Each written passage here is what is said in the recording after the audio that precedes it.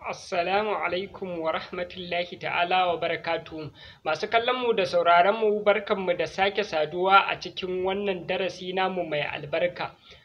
Ga waɗanda suka fara ziyarar wannan kafa namu a yau, su danna mana subscribe sannan su danna ƙararrawar sanarwa domin sanar da su a duk lokacin da muka ɗaura bidiyon.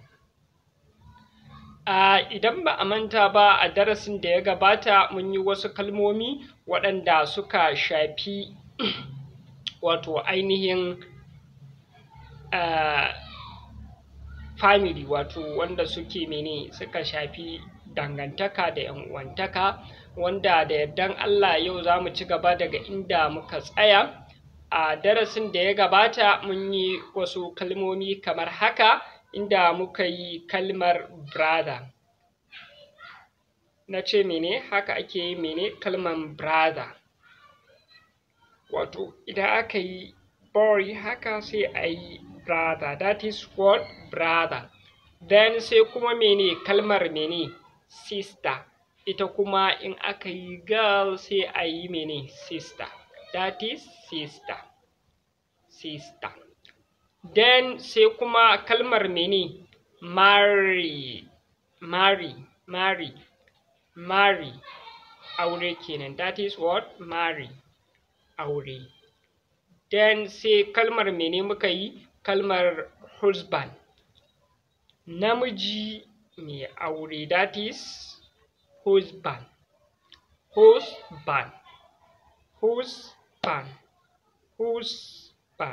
Sai sai kalmar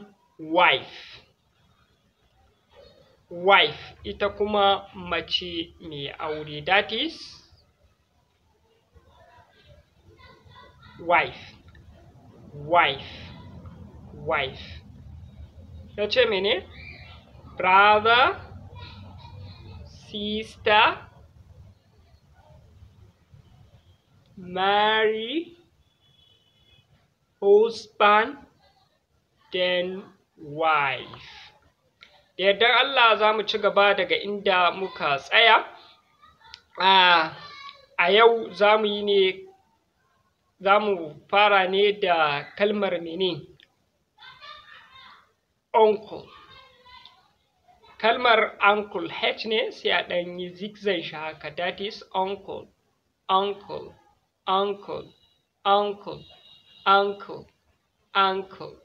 Then sai kalmar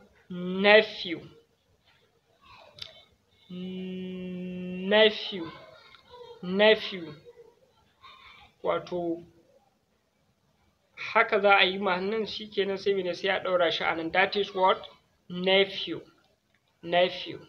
Then sai kalmar family, F ne sai a juya ta haka, that is family.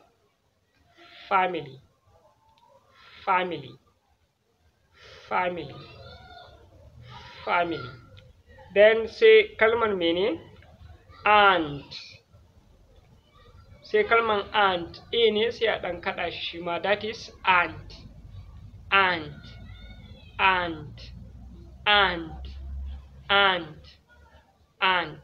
Sai kalmar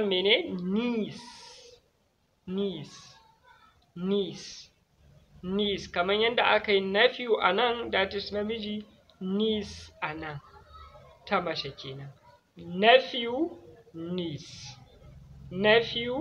niece. Then da yardar Allah a nan za mu tsaya a karatun namu na yau.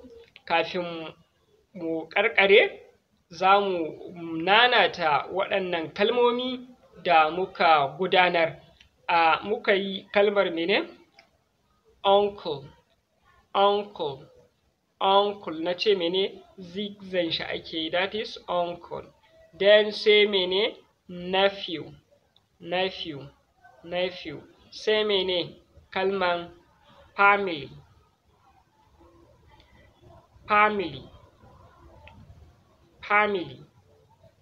Then sai kalmar aunt,